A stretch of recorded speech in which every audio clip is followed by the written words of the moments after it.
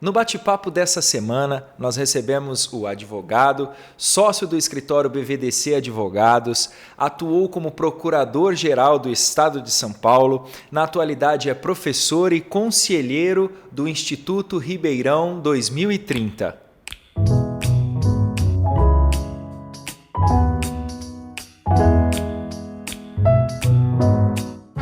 Dr. Dirceu José Vieira Crisóstomo. Seja bem-vindo, doutor. Muito obrigado, um prazer estar aqui com você, um prazer estar podendo conversar com as pessoas que seguem e te acompanham. Muito obrigado, doutor. Doutor, há uns dias atrás o senhor recebeu merecidamente o título de cidadão ribeirão-pretano lá na Câmara Municipal, através do vereador Renato Zuccolotto. Então eu gostaria de perguntar para o senhor é natural de onde?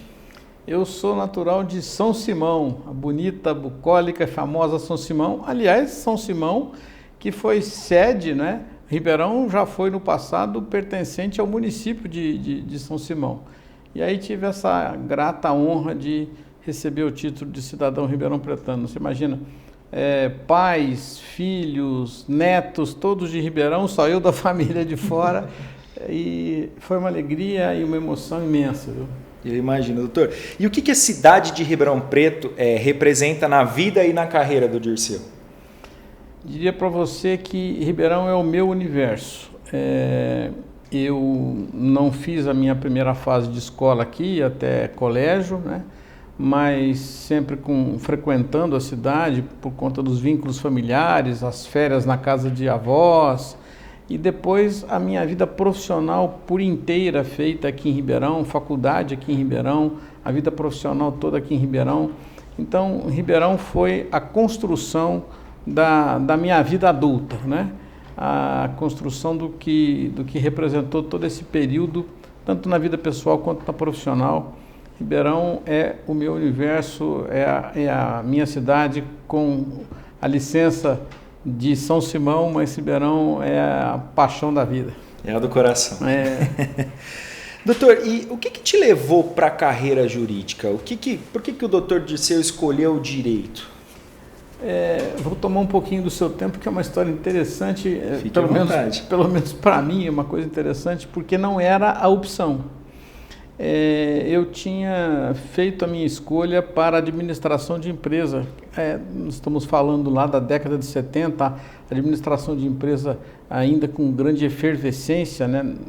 E eu, muito jovem, recebi conselhos de professores de faculdades de administração de empresa com quem eu fui conversar, de que eu deveria me amadurecer um pouco mais no direito, porque o direito seria uma base importante para quem fosse se dedicar à administração de empresa, a não ser que fosse uma coisa muito especializada e segmentada nos grandes centros, né?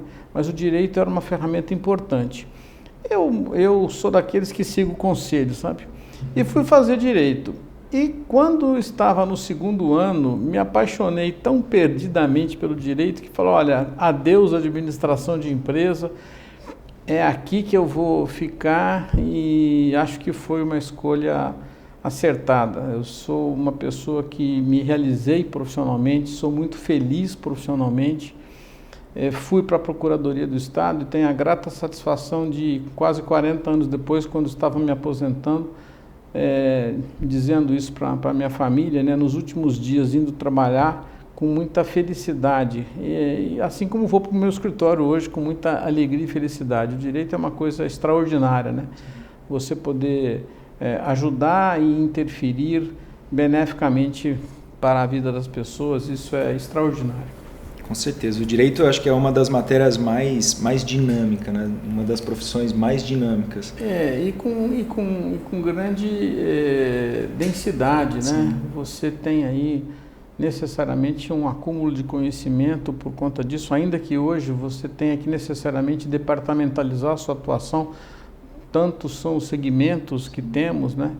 Mas o direito é um todo sistêmico, então, ainda que você departamentalize o exercício profissional, um bom profissional necessariamente tem que conhecer o sistema jurídico como um todo, né? Isso é essencial e fundamental. Com certeza. E o doutor citou a Procuradoria do Estado. O doutor foi procurador-geral do Estado de São Paulo entre os anos de 1992 e 1995. Quais eram os desafios do Estado de São Paulo naquela época, os desafios do Brasil, essa transição ali que a gente vivia, né? O presidencialismo vindo, como é que era nessa época? Olha, eu diria a você o seguinte, especificamente aqui no Estado de São Paulo, bom, primeiro, no Brasil todo, nós não estávamos tão longe assim da implantação da Constituição, né? Que é de 88. Sim, 88. Então nós estávamos numa fase de reformulação do direito, né?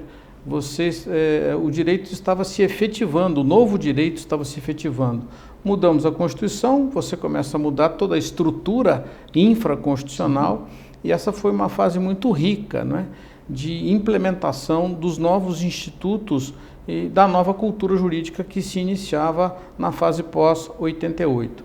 Depois nós temos aí a mudança econômica, né? Plano Real. Exato. Então era um momento de muita mudança, de muita inquietação no mundo do direito, com novos horizontes que se abriam por conta das mudanças. Muitos desafios desconhecidos, né? Muitos desafios. No Estado de São Paulo, nós tínhamos alguns assuntos peculiares ao Estado de São Paulo, mas de grande empolgação, de muita complexidade e de muito trabalho, como, por exemplo, a questão famosa dos precatórios, que ainda não se resolveu hoje, né? Isso é uma questão que, não vou dizer que seja insolúvel, né? Mas até que nós possamos ter uma solução definitiva, acho que ainda vai demorar algum tempo, principalmente em estados como o de São Paulo, que essa ordem cronológica está aí há muitos anos. Mas havia aí uma mudança de orientação jurisprudencial e isso afetando muito a questão dos precatórios, foi um problema aqui no Estado de São Paulo. E uma curiosidade, né? Foi nesse período que estávamos encerrando, para aqueles mais antigos que se lembram do governo Paulo Maluf. O Paulo Maluf, quando governador do Estado, ele fez aí, entendia que havia petróleo em São Paulo e criou a tal da Paulipetro, né? E começou a furar poços de petróleo, não encontrou petróleo em São Paulo. O governo seguinte foi o ingresso do PMDB, o governo Montoro, e um dos primeiros atos, ou o primeiro ato que o governo Montoro fez foi extinguir a Paulipetro. Bom, extinguir a Paulipetro significa baixar um decreto e extinguir. Sim, só que agora você tem que dar fim a vários contratos, e todos eles eram contratos internacionais. E quis aí a vida que, na minha gestão como procurador-geral, acabamos pondo fim a esses contratos com muitas negociações, com empresas internacionais, né? Isso acabou custando uma indenização alta para o Estado, porque o contrato estava feito, tem que ser, ao ser rompido, tem que haver a indenização. A indenização. Então foi um período que esses assuntos também foram... demandaram muita discussão, muito tempo, né? Mas a equipe da Procuradoria do Estado, vou falar aqui, né, da minha casa, né, embora já aposentado, mas é uma equipe extraordinária, e a assessoria jurídica do governo do Estado de São Paulo é realmente de alto nível. A Procuradoria preza muito isso e fez uma história de assessoria jurídica de nível ao governo. Legal, doutor. E sendo professor hoje, né, o sistema judiciário ele passa por uma modernização, por alguns desafios de modernização mesmo. Inclusive com a chegada da pandemia, a gente teve uma aceleração nessa modernização do sistema judiciário. Como é que o senhor enxerga hoje essa modernização? O senhor vê ela como positiva? O senhor acha que, de fato, nós já estamos preparados, por exemplo, para um sistema 100% digital no judiciário? Como é que o senhor lida com essas audiências hoje virtuais, essa falta de tato, né? A nossa não ida aos fóruns, por exemplo, como advogados, como antigamente a gente tinha essa convivência entre os advogados. Como é que o senhor está lidando com essa mudança, com essa novidade? Olha, acho que como tudo na vida você tem pontos positivos e negativos a serem destacados. Não há dúvida que o virtual, né, o online, acabou permitindo que você eliminasse distâncias. Então, você consegue fazer muito mais, não é? Com menos tempo, com menos custo. Isso é excelente. Mas, ao mesmo tempo, e ficando no final da sua pergunta na questão da audiência, né? Uhum. Eu entendo que a atividade jurisdicional, e aí estou dizendo da atividade jurisdicional como um todo, envolvendo aí o juiz ao julgar, mas o Ministério Público e os advogados nas suas atuações específicas, o direito é essencialmente, na sua grande maioria das ações, você tem uma relação humana que está posta ali, né? Então, me parece que é da essência que as pessoas estejam juntas, próximas e presencialmente na mesma sala. Você fazer uma audiência virtual numa ação de família, mesmo numa ação penal, eu acho que acaba se perdendo muito. Um bom juiz é aquele que, ao olhar nos olhos do réu, ou da criança que está na sala, ou do marido da mulher, ele percebe pelo gesto, pela expressão facial. Essas coisas são importantes para a formação de convencimento do juiz, né? Então, me parece que muitas dessas atividades, elas não deveriam e nem poderiam tiveram que ser virtuais por conta da nossa pandemia, né? Mas há estados em que já há e o CNJ já determinou que as atividades voltem, né?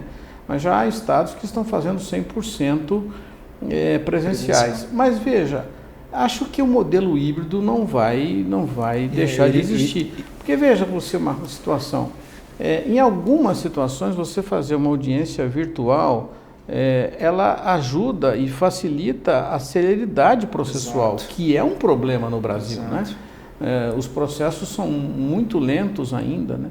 Então, nós temos uma realidade que veio tecnológica, o processo virtual, mas o quanto a gente acelerou na prestação efetiva da jurisdição, que afinal de contas é o que interessa. As pessoas, sim, querem ver os seus problemas solucionados, né? Justiça boa é aquela que é rápida, né? E eficaz. A justiça tardia, ela muitas vezes ela é pior do que a não justiça. Então nós temos uma cultura de muitos litígios, uhum, né? O novo Código de Processo Civil vem na tentativa de diminuir a solução de conflitos, implantar mais as conciliações, né? Mas isso está na cultura, né? Sim. Então, nós não somos ainda um Estado, o Brasil ainda não é um Estado onde culturalmente se você tem as soluções de conflito longe do Poder Judiciário, né? Então, tem um volume de serviço muito grande, a gente tem que reconhecer isso, né? Cada vez mais. E as estruturas do Poder Judiciário não estão acompanhando em termos de volume de pessoal, né? Agora, para mim, que sou, né, da década de 70, onde comecei o exercício profissional, tenho comentado o seguinte: eu estive no Fórum de Ribeirão Preto, a coisa de 15 dias, numa quarta-feira, meio de semana, às 15h30, eu era a única pessoa a andar pelo corredor do primeiro e do segundo andar do Fórum. Para mim, isso é inimaginável, né? Numa quarta-feira, às 15h30, o Fórum de Ribeirão Preto era aquela coisa de fila no elevador, de gente se acotovelando, né? Tendo que aguardar para o lado de fora das varas, né, dos cartórios. Eu confesso a você que acho muito estranho você estar no prédio do fórum e não encontrar as pessoas andando pelos corredores. Ainda é difícil essa falta de calor, né? Esse toque, esse convívio. Sei que as coisas necessariamente têm que ganhar novos caminhos, né? Sim. Mas ainda acho que a nossa atividade do direito, ela exige um contato presencial importante. Com certeza. Doutor, eu vou mudar um pouquinho de assunto e vou falar sobre o Instituto Ribeirão 2030, que vem ganhando aí um cenário importante na cidade, vem ganhando destaque pela sua participação, pela sua atuação. Até o ano passado o senhor era superintendente do Instituto, hoje atua como conselheiro. Eu queria que o senhor falasse um pouquinho sobre o Instituto, quais são os objetivos, quais são as funções, o porquê que nasceu o Instituto Ribeirão 2030. O Instituto nasceu essencialmente, eu não estou desde o primeiro momento, mas logo depois... Foi no ano de 2015, é isso, né? Isso, ingressei no Instituto e a ideia algumas pessoas, né, empresários, profissionais liberais, servidores públicos, essas pessoas sentiram a necessidade, pela história recente de Ribeirão, de que a sociedade deve participar da vida política da cidade.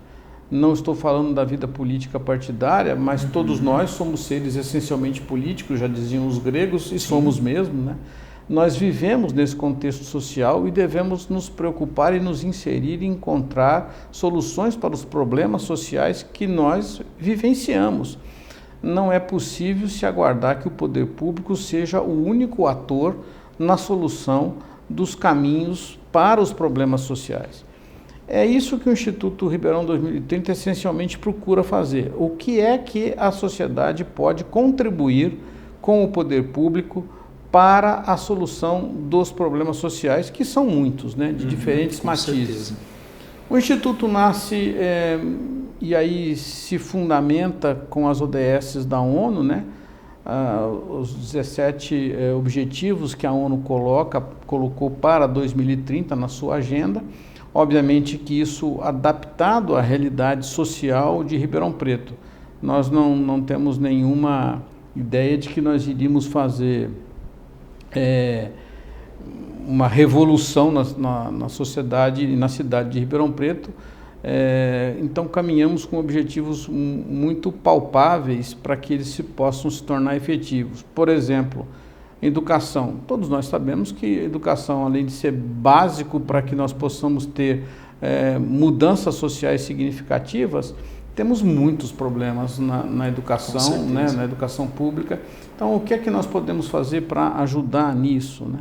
Então, nós estamos começando agora, estou dizendo isso aqui em primeiríssima mão, porque o projeto ainda está sendo desenhado.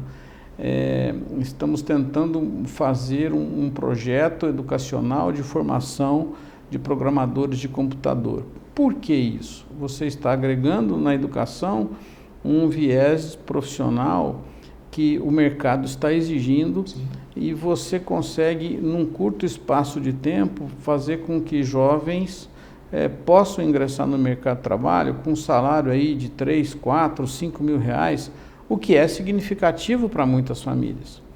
Então, o quanto a gente pode colaborar com esse tipo de processo de aprendizagem que leva, num curto espaço de tempo, o profissional a se qualificar, a ter um profissional qualificado para ingressar no mercado de trabalho. Legal. Doutor, o senhor tocou no assunto sobre as ODS da ONU, né? Então, só fazendo uma correção, a ONU ela lança a Agenda 2030 em 2015 e aí nasce o Instituto Ribeirão 2030 em 2018. Isso. E essas ODS, uma delas, por exemplo, é a paridade de gênero. Tem a questão da educação, que o doutor citou, e a paridade de gênero. Até onde Ribeirão Preto está caminhando dentro dessas ODS, dessas orientações? Porque, por exemplo, hoje o nosso poder público, a gente usando de exemplo a Câmara Municipal de Ribeirão Preto, nós temos atualmente 22 vereadores, sendo 2 deles só mulheres. Então, o senhor citou que sim, precisamos da participação da sociedade e não só deixar para o poder público a carga de toda a administração da cidade, que nós também, como cidadãos, precisamos participar disso.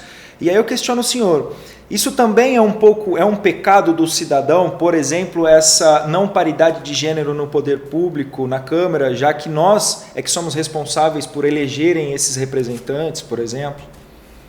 Olha, você me faz uma pergunta, mas na pergunta você já coloca um pouco da sua opinião, com a qual eu concordo e acho que muito bem colocado, e principalmente nesse momento do Brasil, a sua pergunta é extremamente relevante, né? A eleição, e você pontua bem, né? E olha que há pouco tempo nós tínhamos dos 22 só uma mulher, né? Agora temos 2. Eram 3, né? Mas a Glaucia uma virou secretária. Mas, de qualquer modo, você coloca bem, né? Quem elege? Quem elege é a população. Bom, são os eleitores. Então, o que nós temos será um pouco o reflexo daquilo que é a nossa cultura social, e eu não tenho dúvida que seja isso, com certeza, né? Então, estamos ainda muito longe de encontrarmos uma igualdade de gênero, né? Há um levantamento que foi feito agora, muito interessante, né? Que o número de homens e mulheres no Executivo Municipal de Ribeirão Preto, nos cargos em comissão, ele é bastante próximo, né? Acho que 51% são homens, 49% são mulheres. Mas o que o levantamento faz é que os cargos de hierarquia maior e, portanto, de salário maior estão com os homens. Sim. Então, as mulheres ocupam, sim, cargo em comissão com um número significativamente próximo dos homens, mas em cargos e funções inferiores ao dos homens, que é também o reflexo da sociedade, do mundo empresarial, da iniciativa privada, né? As mulheres ocupando postos que têm vencimentos menores e postos de comando em menor quantidade. Sim. Então, acho que você tem razão, isso é reflexo da sociedade, porque as candidatas estão aí, né? Exato. Então, era preciso a gente eleger essas mulheres, né? E eu não tenho dúvida, né? As mulheres são, em muitos dos momentos, e na grande maioria, elas são muito mais preocupadas com os detalhes que fazem as diferenças, né? Então, eu acho que talvez para esse projeto, né, para essa agenda da ONU, para as intenções do Instituto Ribeirão 2030, a participação das mulheres seria de extrema importância, justamente por isso, né, por esse lado mais humano, por esse lado mais detalhista da mulher, né, mais observador dela. Não tenho dúvida disso, acho que é fundamental. Nós estaremos melhores quando essa igualdade de gênero se tornar uma realidade efetiva na sociedade brasileira. Com certeza. Doutor, as obras de mobilidade, que estão acontecendo na nossa cidade, elas são importantes, sim, são de extrema importância, inclusive em algumas regiões. Mas o doutor acha que elas foram de fato bem planejadas e bem pensadas? O Instituto está fiscalizando isso, ele participa. Qual que é a opinião do Instituto Ribeirão 2030 em relação a essas obras de mobilidade que também fazem parte das 17 ODS, né, do projeto da ONU? Eu tenho comigo, e aproveitando a sua pergunta para dizer que nós temos uma avaliação no Instituto e posso dizer que acho que o Poder Público Municipal não vai muito diferentemente discordar do que eu vou dizer aqui.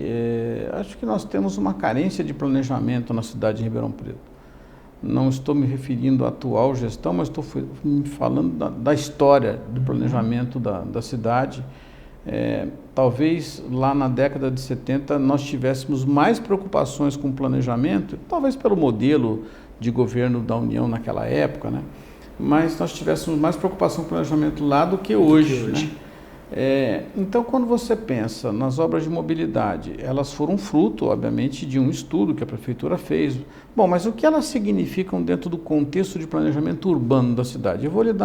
Eu não sou da área de urbanismo, mas aprendi, né, porque o Instituto está muito preocupado com isso e preocupado em que Ribeirão tenha o início de que nós estamos chamando de uma cultura de planejamento. A cidade precisa ser pensada, refletida e projetada, não para um governo. Né? Política de planejamento é uma política de Estado, não é uma política de um governo. Né?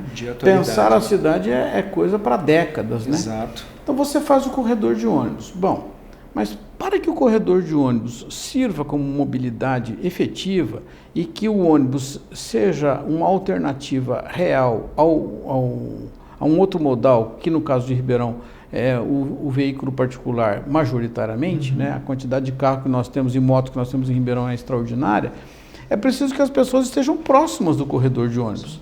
Então, você tem que morar próximo do corredor de ônibus, trabalhar próximo do corredor de ônibus, trabalhar e morar próximo da ciclovia.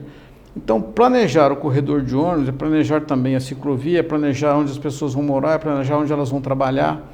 Isso tudo está dentro de um contexto de convivência social harmoniosa, que é, inclusive, fruto daquilo que a Constituição de 88 criou no Estatuto, quando pensou nas políticas urbanas. Né? Não quero aqui dizer que o direito constitucional é fundamental, mas nós sabemos que o direito constitucional é fundamental e a Constituição não foi feita por um acaso, né? Exato. Então, quando pensaram na política urbana, no texto que está na Constituição, foi pensando nisso, né? Uma convivência social harmoniosa na cidade. Pois bem, nós temos, na opinião do Instituto, nós temos uma carência de planejamento em Ribeirão Preto que imaginamos que possa ser revertida aí por conta de um projeto que está em curso. E, doutor, a cidade pioneira no Brasil foi Curitiba a desenvolver esse método, esse estudo, esse planejamento de cidade, esse planejamento urbano. O Instituto, o senhor estava comentando comigo, ele se inspira e, inclusive, vocês visitaram a cidade de Curitiba. Como é que foi? No primeiro semestre do ano passado, nós trouxemos um técnico que por muitos anos trabalhou no Instituto de Planejamento de Curitiba. Depois ele foi servidor efetivo da ONU, trabalhou muito tempo na ONU, cuidando de planejamentos urbanos fora do Brasil. Então, uma pessoa, um técnico muito especializado. Ele veio a Ribeirão. Tive a oportunidade de andar quase que uma tarde toda mostrando a cidade e comentando a cidade com ele. Ele fez uma palestra muito ilustrativa. Os técnicos da secretaria, secretários de Estado presentes. No segundo semestre nós fomos fazer uma visita ao Instituto em Curitiba, acompanhados do secretário de Governo, secretário de Planejamento, para conhecer essa experiência e essa vivência de Curitiba. Lá são mais de 60 anos, então lá eles já têm essa cultura de planejar. Estão colhendo os frutos já. Estão colhendo os frutos. E é muito interessante que na palestra ele começa mostrando uma foto da cidade no início da década de 80. Depois ele mostra um mapa com um desenho planejado da cidade. E aí ele mostra uma foto de hoje.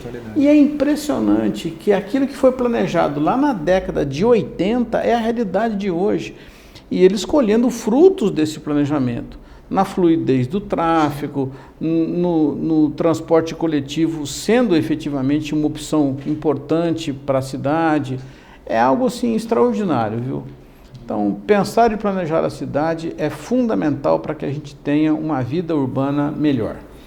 Doutor, atualmente também, há pouco tempo, foi desenvolvido um grupo, um conselho de pessoas da sociedade, juntamente com pessoas do poder público, o secretário de Planejamento, por exemplo, para que fosse desenvolvido um estudo e entregue um projeto para o executivo. É isso que está acontecendo? Isso. Nós tivemos, dessas visitas que nós fizemos, a gente foi levando isso para as outras entidades da sociedade civil de Ribeirão Preto, porque entendemos que a sociedade civil ela tem que entender o quanto é importante a participação dela, né?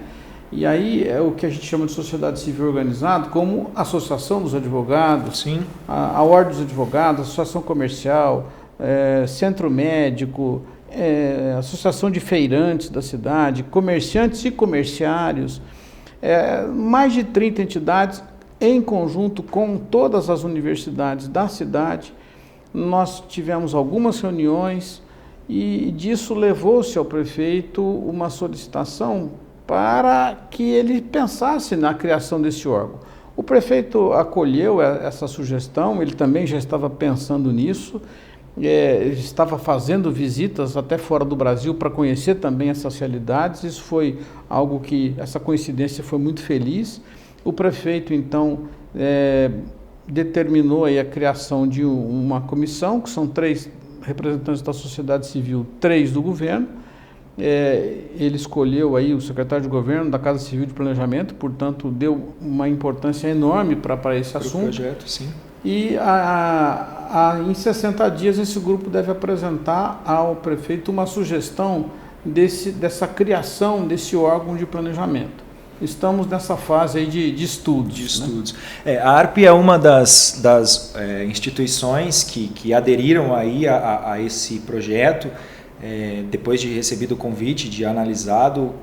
Nos felicita muito fazer parte de tudo isso, porque também faz parte do Estatuto da Associação dos Advogados de Ribeirão Preto esse trabalho para a sociedade e não só para os advogados. Então, em nome da ARP, eu quero dizer que é de extrema importância e que a ARP apoia e vai continuar apoiando o Instituto Ribeirão 2030 e participando ativamente nos projetos e nos planejamentos que vêm vir a futuro aí, para que a gente realmente tenha uma cidade planejada e que a gente entregue para os futuros advogados aí da associação realmente uma cidade preparada para esse futuro, uma cidade que seja de fato acolhedora, de fato receptiva e que não tenhamos talvez as dificuldades no não planejamento ao longo prazo.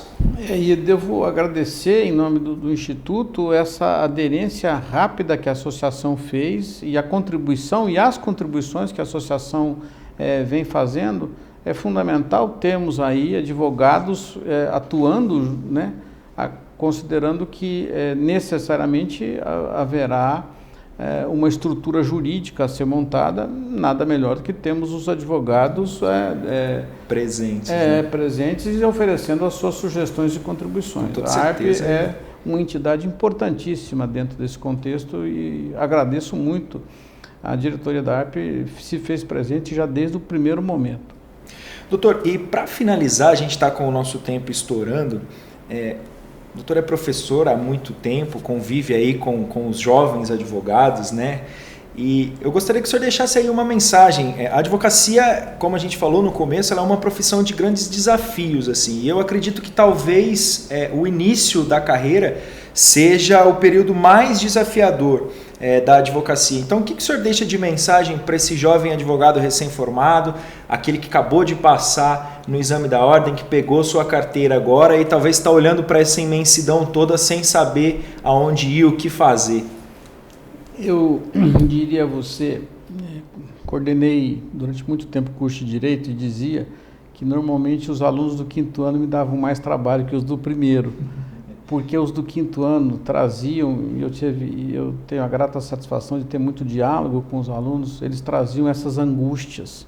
Será que eu escolhi a profissão certa? Será que eu vou conseguir me manter com esse diploma? O que vai ser meu futuro profissional, né? Essas são as angústias de quem está na porta de saída da faculdade, como você bem colocou. É fundamental que esse jovem, o direito hoje, é tão complexo que é preciso entender que não é possível você abraçá-lo como um todo. Então, desse universo todo do direito, aonde você se identifica mais? Escolher a sua especialização, acho que é um primeiro passo importante. Ainda que você não fique só numa específica área, mas você precisa se refinar, né? O direito é muito grande, é muito complexo e cada vez mais tem se mostrado assim. E aí um aprofundamento imenso do seu estudo nessa área que você vai se dedicar. É só assim que me parece que você vai encontrar o seu lugar no mundo do direito com sucesso. Doutor, eu quero agradecer imensamente a participação, dizer que é uma honra estar ao lado do doutor, é uma pessoa que eu me espelho profissionalmente, tenho um carinho muito grande, conheci lá na Associação dos Advogados de Ribeirão Preto e em nome da associação eu quero agradecer sempre a pronta participação que o doutor tem, o carinho que tem com a associação e agradecer novamente por ter aceitado esse bate-papo com a gente. Muito obrigado. Agradecimento é todo meu, você não imagina como foi gostoso e rápido, né? Passamos aqui, parece que sentamos agora. Foi muito bom estar com você, estar com vocês. Estou sempre à disposição, porque a associação é algo importante na história da cidade de Ribeirão Preto. É um prazer enorme estar com vocês aqui. Muito obrigado, doutor. Eu que agradeço.